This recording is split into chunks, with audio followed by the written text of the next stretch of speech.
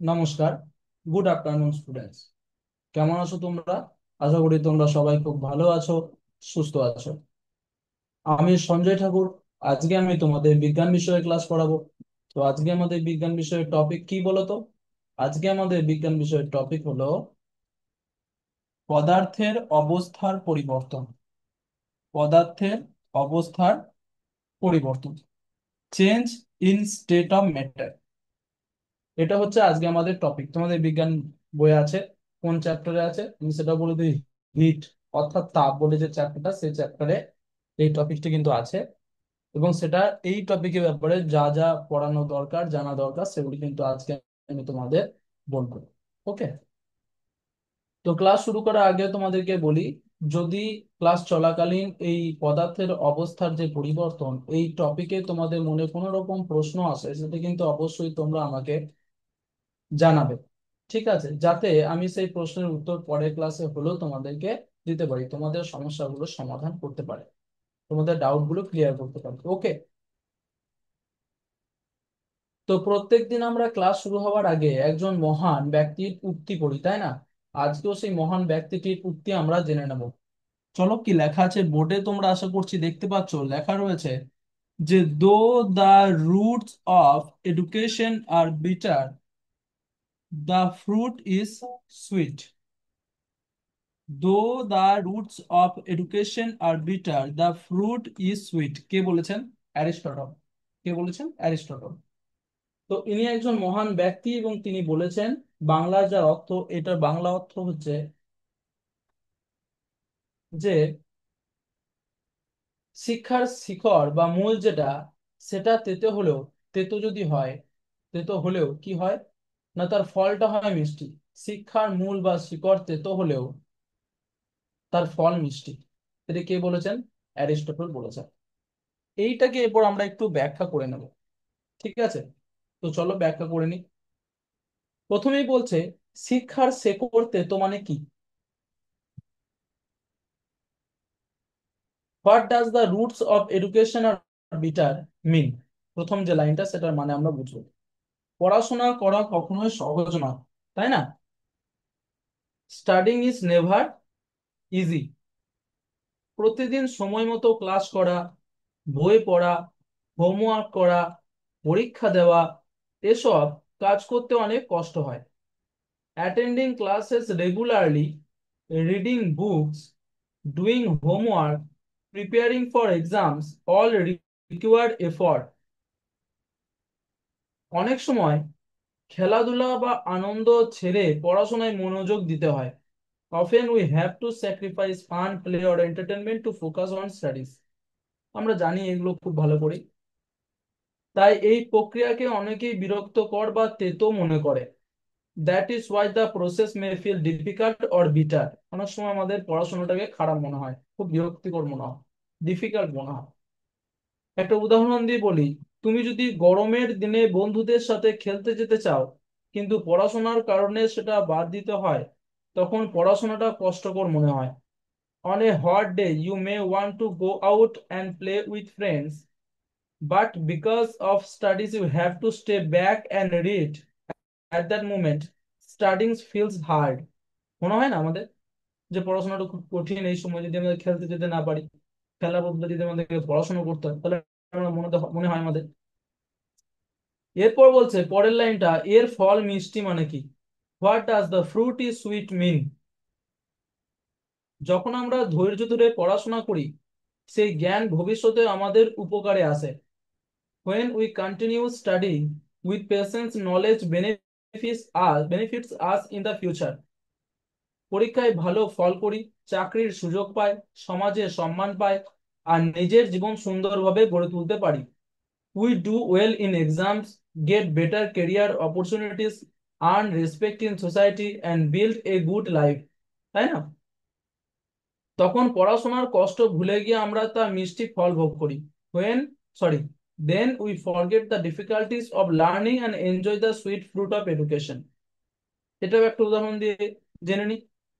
যেমন একজন ডাক্তার বা ইঞ্জিনিয়ার হতে হলে অনেক বছর কঠিন পড়াশোনা করতে হয়। পড়াশোনাটা কঠিন না, তাই না? ইঞ্জিনিয়ার ডাক্তার হতে গেলে তখন হয়তো অনেক আনন্দ বাদ দিতে হয়। কিন্তু একবার পড়াশোনা শেষ হলে সে তার কাজের মাধ্যমে অর্থ, সম্মান আর মানুষের ভালোবাসা পায়। To become a doctor or an engineer, one has to study hard for many years, sacrificing many joys. But once education is complete, they earn money, respect, and people's love through their work. বুঝতে পারলাম? এরপর আরো একটা সহজ উদাহরণের সাহায্যে জানবো। একটা চাষির উদাহরণ, কৃষকের উদাহরণ দিয়ে জানি। একজন কৃষক বীজ বোনার সময় কষ্ট করে জমি চাষ করে, গরমে বর্ষায় মাঠে কাজ করে। শুরুতেই পরিশ্রম কষ্টকর বা তেতো, কিন্তু কয়েক মাস পর যখন মাঠে ধান, গম বা সবজি ফলতে থাকে, তখন সে আনন্দে ভরে ওঠে। পড়াশোনার ক্ষেত্রেও একই জিনিস ঘটে। Farmer's example. A farmer toils hard while plowing the land, sowing seeds and working under the hot sun or rain. At first, this labor feels bitter. But months later, when crops grow in the field, he enjoys the sweet reward. Education works in the same way. শিক্ষাও কিন্তু ঠিক একই জিনিস। তাহলে আমরা এখানে এই যে এত কথা বললাম বুঝলাম, তো এটা একটা মূল কথা বা মেন আইডিয়াটা তাহলে আমরা কি শিখতে পারলাম, নীতি কথাটা যেটা কি শিখতে পারলাম, যে শিক্ষা শুরুতে কষ্টকর মনে হলেও ভবিষ্যতে তার জীবনের সাফল্য, আনন্দ আর সম্মান এনে দেয়। তাই অ্যারিস্টটল বলেছেন, শিক্ষার শেকড় তেতো হলেও এর ফল মিষ্টি। Although education feels hard and bitter in the beginning, in the long run it brings success, happiness, and respect in life. That's why Aristotle said, though the roots of education are bitter, the fruit is sweet. তাহলে এইভাবে কিন্তু আমরা সহজেই এই উক্তিটির ব্যাপারে কিন্তু জেনে গেলাম। এরপর আমরা কি করব, এরপর আমরা আমাদের মেন টপিকে ফিরে আসব, পদার্থের অবস্থার পরিবর্তন বা change in state of matter. এটাকে আমরা একটা স্ক্রিন শেয়ার করে প্রেজেন্টেশনের সাহায্যে দেখে বোঝার চেষ্টা করব। দেখো, এখানে তোমরা দেখতে পাচ্ছ বোর্ডে, সরি আমার স্ক্রিনে লেখা রয়েছে অবস্থার পরিবর্তন, চেঞ্জেস অফ স্টেট। কার? পদার্থের। সেটা বোর্ডে লেখা আছে তাই না, অবস্থার পরিবর্তন। তো আমাদেরকে প্রথমেই জানতে হবে এই অবস্থার পরিবর্তন জিনিসটা কি, তবে আমরা বুঝতে পারবো কিভাবে পরিবর্তন হচ্ছে। তাহলে অবস্থার পরিবর্তন বা চেঞ্জ অফ স্টেট জিনিসটা কি? বলছে বস্তু বা পদার্থ তিনটি প্রধান অবস্থায় থাকতে পারে। এক নম্বর হচ্ছে কি, চলো দেখে নিই সেগুলো কি। দেখো, এক নম্বর হচ্ছে, আমি এখানে জলের একটা উদাহরণ দিয়ে দেখিয়েছি। তিনটে কিন্তু জলের সাথে সম্পর্কিত, অর্থাৎ জলের তিনটি অবস্থা এখানে আমি বুঝিয়েছি। অর্থাৎ আমার যে বস্তু বা পদার্থের কথা বলা হয়েছে সেটা হচ্ছে জল। সেই জল একটা পদার্থ, সেটা তিনটি অবস্থায় বিভক্ত। অবস্থার তিনটি প্রধান অবস্থা থাকে, তো বলেছে না পদার্থের তিনটি প্রধান অবস্থা থাকে। এক নম্বর কি, দ্বিতীয় ছবিটা দেখো, এক নম্বর হচ্ছে কঠিন অর্থাৎ সলিড। সেটা কি, জলের কঠিন অবস্থা কোনটা? সেটা হচ্ছে বরফ। জলকে ঠান্ডা করলে বরফে পরিণত হয় এবং সেটা শক্ত হয়, অর্থাৎ সেটা হচ্ছে কঠিন। দু নম্বর হচ্ছে তরল, লিকুইড। সেটা হচ্ছে জল নিজেই, বরফকে গরম করলে কি হবে, জলে পরিণত হবে। তাই জল এর তরল অবস্থায় আছে। তিন নম্বর হচ্ছে গ্যাস। দেখো, একটা কেটলিতে ভরে যদি জলকে আমি অনেকক্ষণ ধরে ফোটাই আগুনে, দেখবো খানিকক্ষণ বাদ বুদবুদ করে বাষ্প বেরোচ্ছে, ধোঁয়া বেরোচ্ছে কেটলিটার মুখ দিয়ে বা উপর দিকে। কেন? কারণ জলটা বাষ্পে পরিণত হয়েছে। তাহলে জলের তিনটে অবস্থা কিন্তু আমরা জানতে পারলাম। এক নম্বর হচ্ছে কঠিন অবস্থা, বরফ। দু নম্বর হচ্ছে তরল অবস্থা বা লিকুইড যেটা, সেটা হচ্ছে জল। আর গ্যাসীয় অবস্থা বা হচ্ছে গ্যাস যেটা, সেটা হচ্ছে বাষ্প। তাই না? এইভাবে কিন্তু আমরা জানতে পারলাম।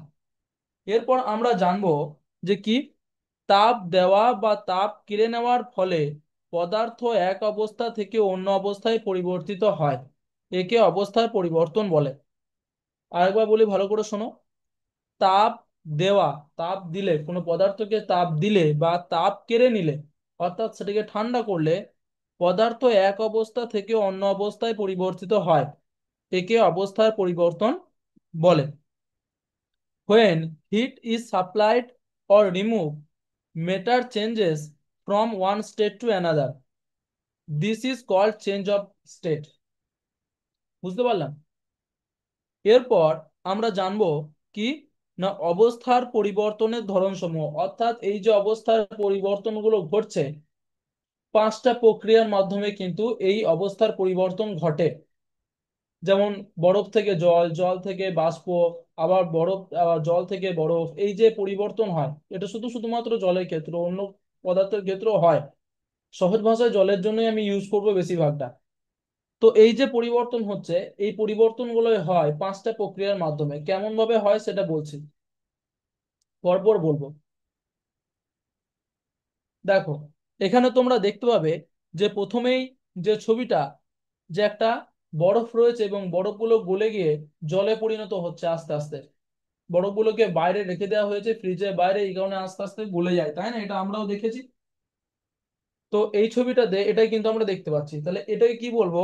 এটা হচ্ছে গলন, মেল্টিং, গলন। কঠিন পদার্থে তাপ দিলে তা তরলে পরিণত হয়। A solid changes into a liquid when heat is supplied. তার মানে কি, যেমন বরফে তাপ দিলে জল হয়, আমরা দেখতে পাচ্ছি বরফে তাপ দিলে, অর্থাৎ তাপ কেড়ে নেওয়া হচ্ছে এই কাছ থেকে, কি হচ্ছে? সে জলে পরিণত হচ্ছে। আইস চেঞ্জেস ইনটু ওয়াটার, এটা হচ্ছে প্রথম। 2 নম্বর কি? 2 নম্বর হচ্ছে জমাট বাঁধা বা কঠিনীভবন, অর্থাৎ কি, ফ্রিজিং বা সলিডিফিকেশন। ফ্রিজিং বা সলিডিফিকেশন, এটা তোমরা নিচের ছবিটাতে দেখতে পারবে, যেখানে একটা জলের বোতলকে রাখা, এমনি একটা জলের বোতল নেওয়া হয়েছিল যেখানে জল ভরা ছিল, সেটাকে বরফের উপর রাখা হয়েছে। তাহলে কি হবে? আস্তে আস্তে সেই বোতলের ভেতরে যে বরফটা ছিল, সরি জলটা ছিল, সেটা কিন্তু আস্তে আস্তে বরফে পরিণত হয়ে যাবে। গোটা আহ, এই যে গোটা বোতলটা, সেটা কিন্তু বরফে পরিণত হয়ে যাবে। এটা কি বলছে? ফ্রিজিং বা সলিডিফিকেশন। এতে কি হয় না, তরল পদার্থ থেকে তাপ কেড়ে নিলে তা কঠিনে পরিণত হয়। এটা একটা প্রক্রিয়া। কি না, তরল পদার্থ থেকে তাপ কেড়ে নিলে তা কঠিনে পরিণত হয়। A liquid changes into a solid when heat is removed. বুঝতে পারলে? যেমন এখানে উদাহরণে তোমরা দেখতে পাচ্ছ, জল থেকে বরফ হওয়া। জলকে আমরা যদি ফ্রিজে ভরে দিই, সেটা বরফে পরিণত হবে। এটাই হচ্ছে কি, জমাট বাঁধা বা কঠিনীভবন, ফ্রিজিং বা সলিডিফিকেশন। বুঝতে পারলাম? 3 নম্বর, 3 নম্বর পয়েন্ট হচ্ছে বাষ্পীভবন বা ভেপারাইজেশন। বাষ্পীভবন বা ভেপারাইজেশন, সেটা তোমরা এই ফটোটাতে খুব ভালো করে দেখতে পাবে। এইদিকে ফটোটাতে তোমরা লক্ষ্য করবে যে একটা ওভেনের উপর আমি একটা পাত্রে জল রেখেছি এবং সেটাকে 100 ডিগ্রি সেন্টিগ্রেড, অর্থাৎ একদম টকবক করে ফোটাচ্ছি। তাতে কি হবে বলো তো? তাতে কিন্তু জলটা আস্তে আস্তে বাষ্পে পরিণত হবে, অর্থাৎ জলের পরিমাণটা কমবে এবং কোথায় যাচ্ছে জলটা? বাষ্পে পরিণত হয়ে উপরে উঠে যাচ্ছে। এটা কি বলছে? বাষ্পীভবন বা ভেপারাইজেশন। দেখো কি বলছে, তরল পদার্থে তাপ দিলে তা গ্যাসে পরিণত হয়। তরল পদার্থে যদি তাপ দেওয়া হয় তা গ্যাসে পরিণত হয়। A liquid changes into gas when heat is supplied. A liquid changes into gas when heat is supplied, যখন তাকে গরম করা হয় তখন সেটা কিসে পরিণত হয়? বাষ্পে পরিণত হয়। যেমন উদাহরণ দিয়ে বলতে পারি, জলে তাপ দিলে বাষ্প হয়। দেখো এখানে ওভেনে জলটা গরম করছে এবং সেটা কিসে পরিণত হবে? বাষ্পে পরিণত হবে। বাষ্পে পরিণত হবে, সেটা তোমরা জানো। ঠিক আছে, দেখেছো আশা করছি। তো এটা কিন্তু একটা 3 নম্বর প্রক্রিয়া ছিল, বাষ্পীভবন বা ভ্যাপারাইজেশন। এরপর 4 নম্বর আমরা দেখে নিই। 4 নম্বর কি? 4 নম্বর হচ্ছে ঘনীভবন। খুব ইম্পর্টেন্ট এটা, ঘনীভবন, কন্ডেনসেশন। ঘনীভবনকে ইংরেজিতে বলা হয় কন্ডেনসেশন। তো কি বলছে, এই কন্ডেনসেশন বা ঘনীভবনে তোমরা দেখতে পাচ্ছ এটা, এই যে নিচের ছবিটা, এই নিচের ছবিটা যেখানে দেখতে পাচ্ছ তোমরা, প্রথমে জলকে ফোটানোর পর বাষ্পে পরিণত হয়েছে এবং ওপরে একটা ঢাকনা রাখার ফলে সেই বাষ্পটা জমেছে কোথায়? সে ঢাকনাটার উপরে। এবং সেটাকে যদি আস্তে আস্তে আবার সেটাকে ঠান্ডা করি, সেই বাষ্পটাকে যদি ঠান্ডা করি, তাহলে কি হবে? সেই বাষ্পটা জলে পরিণত হবে। এই বাষ্প থেকে জলে পরিণত হওয়ার প্রক্রিয়া হচ্ছে ঘনীভবন। ঠিক আছে, দেখো কি বলছে, গ্যাস থেকে তাপ কেড়ে নিলে তা তরলে পরিণত হয়। একই কথা, যে গ্যাস অর্থাৎ বাষ্প থেকে তাপ কেড়ে নিলে অর্থাৎ ঠান্ডা করলে সে কিসে পরিণত হয়, তরলে পরিণত হয়। Gas changes into liquid when heat is removed. বুঝতে পারলে? উদাহরণ দিয়ে বলছি দেখো, যেমন বাষ্প ঠান্ডা হলে জল হয়, যেমন শিশির পড়ে আমাদের। কিভাবে? শিশির বাষ্প রূপে ঘুরে বেড়ায়, সেটা যখন শীতকালে ঠান্ডা হয় আর ঘাসের ডগায় ডগায় তখন পড়ে, আমাদের ঘরের চালেও পড়ে, তাই না? চারিদিকে গাছের পাতাতেও পড়ে দেখতে পাই। এই ঘনীভবন প্রক্রিয়াতে কিন্তু শিশির হয়, শিশির পড়ে তৈরি হয়। বুঝতে পারলাম শীতকালে। 5 নম্বর যেটা, সেটা হচ্ছে সাবলিমেশন। সাবলিমেশন প্রক্রিয়া, সাবলিমেশন প্রক্রিয়াটা কি? মাঝের ফটোটা লক্ষ্য করলে দেখতে পাবে এটা হচ্ছে ন্যাপথলিন। তোমরা দেখেছো যে যাতে জামা কাপড় নষ্ট না হয়ে যায়, পোকাতে না কেটে দেয়, তার জন্য জামা কাপড়ে কিন্তু ন্যাপথলিন ইউজ করা হয়, বা বাথরুমে যাতে দুর্গন্ধ না ছড়ায় তার জন্য ন্যাপথলিন ইউজ করা হয়, তাই না? আমরা সেগুলো কিন্তু আমরা দেখেছি বা জানি। তো বলছে এই কিছু পদার্থ আছে, অর্থাৎ যেমন ন্যাপথলিন, আয়োডিন, এগুলো কি হয়, এগুলো কিন্তু খোলা আকাশে রেখে দিলে তারা কিন্তু নিজে নিজে উবে যায়। অর্থাৎ কিছুক্ষণ পর আর এদেরকে পাওয়া যাবে না, বা 2 থেকে 3 দিন রাখার পর সেগুলো কিন্তু বাইরে যদি রেখে দিই খোলা বাতাসে বা আকাশের নিচে, তাহলে কিন্তু কিছুক্ষণের মধ্যে উবে যাবে, তাদেরকে আর খুঁজে পাওয়া যাবে না। বলছে দেখো, কিছু পদার্থ সরাসরি কঠিন থেকে গ্যাসে বা গ্যাস থেকে কঠিনে পরিণত হতে পারে। কিছু কিছু পদার্থ আছে কি হয়, কঠিন থেকে গ্যাসে পরিণত হয়, আবার কিছু কিছু পদার্থ আছে যেগুলো গ্যাস থেকে ডাইরেক্ট কঠিনে পরিণত হয়, যেমন ন্যাপথলিন, বল, আয়োডিন। ইংরেজিতে একটু বলে দিই, some substances change directly from solid to gas or gas to solid. Okay, example naphthalene balls and iodine, iodine যেটা, ঠিক আছে, আয়োডিন। বুঝতে পারলাম? তাহলে অবস্থার পরিবর্তনের জন্য যে কি কি প্রক্রিয়া আমাদের জানলাম, 5টা প্রক্রিয়ার কথা জানলাম। প্রথমে হচ্ছে কঠিন থেকে তরলে পরিণত হওয়া, বরফ গুলে জল হওয়া। তারপরে হচ্ছে তরল থেকে কঠিনে পরিণত হওয়া, জল থেকে বরফে পরিণত হওয়া।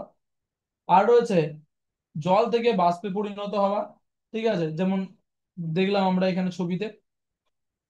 তারপরে রয়েছে বাষ্প থেকে তরলে পরিণত হওয়া, যেটা ঘনীভবন, সৃষ্টির যেভাবে সৃষ্টি হয়। তারপরে হচ্ছে কঠিন পদার্থ থেকে গ্যাস বা গ্যাস থেকে কঠিনে পরিণত হয়, ন্যাপথলিন, আয়োডিন, এগুলো যেভাবে উবে যায় সেরকম। ঠিক আছে, তাহলে বুঝতে পারলাম আমরা যে এই প্রক্রিয়াগুলোর মাধ্যমে কিন্তু কি হয়, যে চেঞ্জ গুলো, যে পরিবর্তন অবস্থার পদার্থের অবস্থার যে পরিবর্তন, সেগুলো কিন্তু ঘটে এই প্রক্রিয়াগুলোর মাধ্যমে। ঠিক আছে, এরপর আমরা আর একটা ছোট টপিকের সাথে জানবো, সেটা হচ্ছে লিন তাপ। সেটা কি? সেটা হচ্ছে লিন তাপ। দেখো, এখানে দেখতে পাচ্ছ লেখা আছে লিন তাপ, লেটেন্ট হিট। লিন তাপ জিনিসটা কি সেটা আমাদের জানতে হবে। বলছে যখন কোনো পদার্থ অবস্থার পরিবর্তন করে, এই যে পদার্থগুলোর অবস্থান পরিবর্তন, জল থেকে গ্যাস, গ্যাস থেকে আবার তরল, গ্যাস থেকে কঠিন, কঠিন থেকে গ্যাস, এই যে পরিবর্তন হচ্ছে, তখন একটি বিশেষ ধরনের তাপ ব্যবহার হয়, অটোমেটিক এক ধরনের বিশেষ ধরনের তাপ ব্যবহার হয়, যাকে নীল তাপ বলে, সরি লিন তাপ বলে, লেটেন্ট হিট। আরেকবার বলি, যখন কোনো পদার্থ অবস্থার পরিবর্তন করে তখন একটি বিশেষ ধরনের তাপ ব্যবহার হয়, যাকে লিন তাপ বলে। When a substance undergoes a change of state, a special type of heat is absorbed or released. This is called latent heat. বুঝতে পারলাম? একদমই তাই। এরপর বলছে লিন তাপ হলো সেই তাপ শক্তি যা কোনো পদার্থের অবস্থার পরিবর্তনের সময় পদার্থ গ্রহণ করে বা ত্যাগ ত্যাগ করে। অর্থাৎ লিন তাপ হচ্ছে এমন একটা তাপ যার ফলে কি হয়, বা একটা কি হয়, যা শক্তি, এক ধরনের তাপ শক্তি, যখন পদার্থের কোনো অবস্থার পরিবর্তন হচ্ছে, এই গ্যাস থেকে জল, জল থেকে গ্যাস, ঠিক আছে, কঠিন থেকে তরল, তরল থেকে কঠিন, এই যে হচ্ছে, তখন লিন তাপ কেউ কেউ কোনো পদার্থ গ্রহণ করে বা কখনো কখনো ত্যাগ করে। ঠিক আছে, সবসময় গ্রহণ করে এমন নয়, কখনো কখনো ত্যাগ করে, কখনো রিলিজ, কখনো নেয়, অর্থাৎ কখনো ছেড়ে দেয়, কখনো নেয়। লিন তাপ, ওকে, বুঝতে পারলাম। ওটাই বলছে লিন তাপ হলো সেই তাপ শক্তি যা কোনো পদার্থের অবস্থার পরিবর্তনের সময় পদার্থ গ্রহণ করে বা ত্যাগ করে, কিন্তু পদার্থের তাপমাত্রা অপরিবর্তিত থাকে। দেখো, ভালো করে এই লাইনটা বুঝবে যে পদার্থের তাপমাত্রা অপরিবর্তিত থাকে, অর্থাৎ পদার্থের তাপমাত্রা কোনো পরিবর্তিত হয় না। অর্থাৎ একটা বরফের যদি 0 ডিগ্রি সেন্টিগ্রেড হয়, এই বরফটার তাপমাত্রা ঋণ তাপ যুক্ত হলে বা ত্যাগ করলে সেটা কিন্তু ওজন কমবে কি বাড়বে না, 0 ডিগ্রি থাকবে। ঠিক আছে, বুঝতে পেরেছো? এই কথাটাই বলছে যে কিন্তু পদার্থের তাপমাত্রা অপরিবর্তিত থাকে, পরিবর্তন হয় না। Latent heat is the amount of heat energy absorbed or released by a substance during a change of state without any change in temperature. বুঝতে পারলাম? এরপর বলছে যে গলনের নীলতাপ লিনতাপ গলনের গলনের লিনতাপ, লেটেন্ট হিট অফ ফিউশন। ঠিক আছে, সেটা আমরা একটু, এটা হচ্ছে দু ধরনের লিনতাপ হয়। লিনতাপ ক ধরনের হয়? লিনতাপ হয় দু ধরনের, একটু বোর্ডে লিখে দিই, ঠিক আছে, তোমাদের একটু সুবিধা হবে।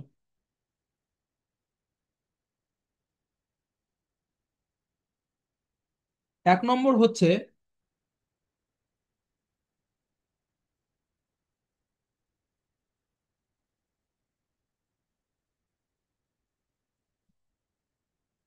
গলনের লিনতাপ,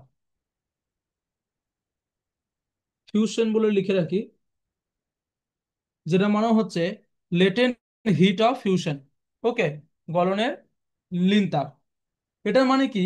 এটা মানে বলছে 1 কেজি কঠিন পদার্থকে তার গলনাঙ্কে তরলে রূপান্তরিত করতে যে পরিমাণ তাপ প্রয়োজন হয় তাকে গলনের লিনতাপ বলে।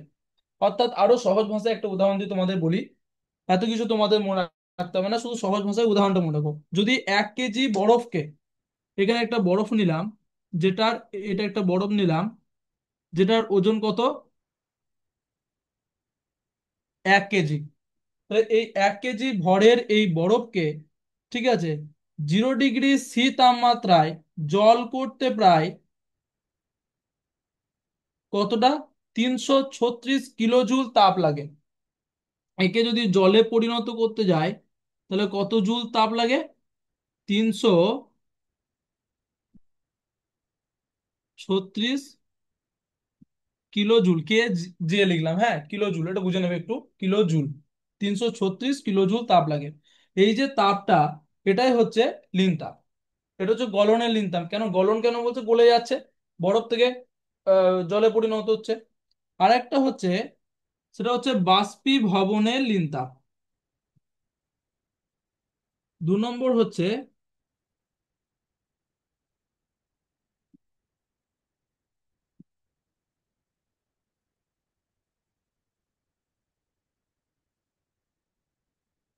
বাষ্পীভবনের লিন তাপ, বা যেটাকে আমি ভ্যাপারাইজেশন যেটা বললাম।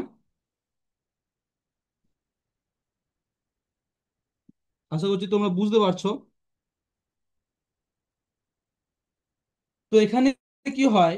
এখানে বলছে 1 কেজি তরল পদার্থকে তার স্ফুটনাঙ্কে গ্যাসে রূপান্তরিত করতে যে পরিমাণ তাপ প্রয়োজন হয় তাকে বাষ্পীভবনের লিন তাপ বলে।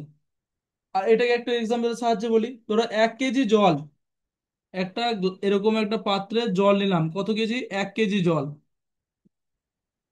কেজি, 1 কেজি জল নিলাম। সেই 1 কেজি জলকে যদি আমি আগুনে ফোটাই, তাহলে 100 ডিগ্রি সি তাপমাত্রায় যদি ফোটাই, তাহলে সেটা কিসের তাপমাত্রায় বাষ্প করতে কতটা তাপ লাগবে? এটা বাষ্পে, এইভাবে বাষ্পে পরিণত হতে কতটা তাপ লাগবে? সেটা হচ্ছে 2256 কিলো জুল। কে যে kilo joule, okay, 2256 kilo joule তাপ লাগবে। এটাই হচ্ছে লিন তাপ। ঠিক আছে, তাহলে বুঝতে পারলাম বাষ্পীভবনের লিন তাপ আর গলনের লিন তাপ। এরপর আর একবার স্ক্রিন শেয়ার করে দেখে নিই লিন তাপের ব্যবহারগুলো বা উপকার বলতে পারি। ঠিক আছে, যেমন প্রকৃতিতে কি কি হয়, যেমন ধরো গ্রীষ্মে গায়ে ঘাম বের হলে তা বাষ্পীভূত হওয়ার সময় লিন তাপ গ্রহণ করে। দেখো, লিন তাপ কিন্তু গ্রহণ করে। ঠিক আছে, লিন তাপ গ্রহণ করে, ফলে শরীর ঠান্ডা লাগে। During summer, sweat evaporates by absorbing latent heat from our body, making us feel cool. দেখো এই লোকটা ঘেমে গেছে, দিয়ে কি হয়, লিন তাপ গ্রহণ করলে যখন ঘামটা শুকিয়ে যায় ঠান্ডা ঠান্ডা লাগে, তাই না? এটাই লিন তাপের একটা ব্যবহার, বা লিন তাপ এই কাজটা করে। তারপরে বলছে হিমবাহ ধীরে ধীরে গলে যায় কারণ বরফ গলতে প্রচুর লিনতাপের প্রয়োজন।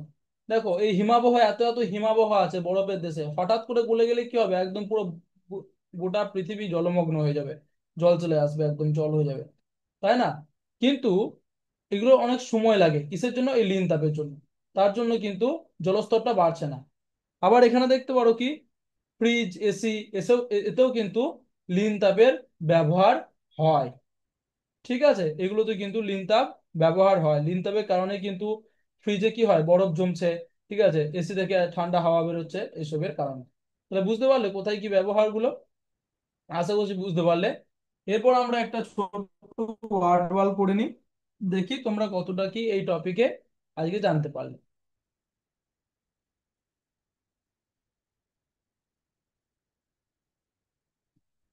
তো চলো, এখানে তোমরা দেখতে পাচ্ছ যে টোটাল কটা প্রশ্ন আছে আজ, 10টা। বক্স ওপেন করতে হবে, তাই না? তোমরা তো জানো। তো কোন বক্সটা ওপেন করবো বলো তো? এই বক্সটা ওপেন করে দেখি। 1 নম্বর, ঘামে কেন শরীর ঠান্ডা লাগে, বলো তো? ঘাম বাষ্পীভূত হয়ে লিন তাপ গ্রহণ করে, নাকি ঘাম ত্বককে ধুয়ে দেয় এই কারণে, এ না বি? সেটা হচ্ছে ঘাম বাষ্পীভূত হয়ে লিন তাপ গ্রহণ করে, একদম সঠিক। 2 নম্বর বক্সটা ওপেন করে দেখি। বলছে গলনের সময় কোনটি অপরিবর্তিত থাকে, আয়তন না তাপমাত্রা? কি বলেছিলাম, লিন তবে কি হয়, তাপমাত্রা অপরিবর্তিত থাকে, তাই না? তাহলে তাপমাত্রা, টেম্পারেচার।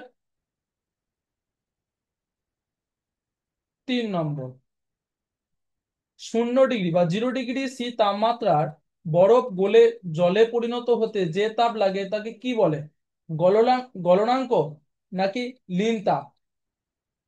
সেটা হচ্ছে এ না বি, বলো তো? সেটা হচ্ছে লিন তাপ, তাই না? একদমই তাই। 4 নম্বর দেখি, পদার্থের 3টি প্রধান অবস্থা কি, কঠিন বাষ্প বরফ না কঠিন তরল গ্যাস, এ নাকি বি, বলো তো? সেটা হচ্ছে কঠিন তরল gas, solid, liquid and gas, একদম ঠিক। 5 নম্বর প্রশ্ন দেখি, 1 কেজি বরফকে 0 ডিগ্রি সি তাপমাত্রায় জল করতে প্রয়োজন প্রায় কত তাপ, বলো তো? 1 কেজি বরফকে 0 ডিগ্রি সি তাপমাত্রায় জল করতে প্রয়োজন প্রায় কত তাপ, আমি দিয়েছিলাম এখানে। দেখো এটা আমি তখন বলেছিলাম কেজে, অর্থাৎ কিলো জুল। এখানে দেওয়া আছে একটাতে হচ্ছে কত, 22,56,000 জুল, আর একটা হচ্ছে কত, 3,36,000 জুল। তো এটাকে যদি কিলো জুলে করি তাহলে কিন্তু বেরোবে 336 কিলো জুল। তাই এটা হচ্ছে এর উত্তর।